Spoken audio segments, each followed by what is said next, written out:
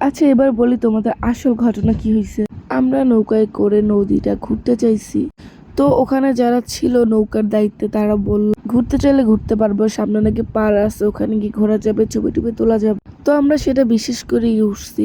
টাকা পয়সার কথা না বলি, এই টাইপের জায়গাতে ওরা যা চায় আপনাকে তাই দিতে হবে। যাই হোক, আমাদেরকে বলছে সামনে ঘাট আছে, ওখানে ছবি তোলা যাবে, ঘোরা যাবে, হাঁটা যাবে। হ্যাঁ, ওখানে একটা ঘাট ছিল ছোট, আমাদেরকে ওখানে নামাই দিছিল। আমরা যখন গেছি তখন অলমোস্ট আজান দেওয়ার 30 মিনিট আগে।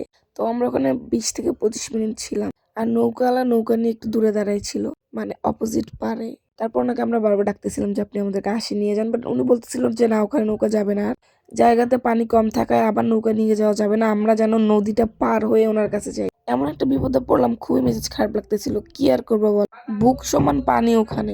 বাধ্য হয়ে ওটা পার হয়ে তারপর নৌকাতে উঠা লাগছে। তো নেক্সট টাইম যারা যাবেন অবশ্যই সাবধানে যাবেন, কথাবার্তা বলে নিবেন।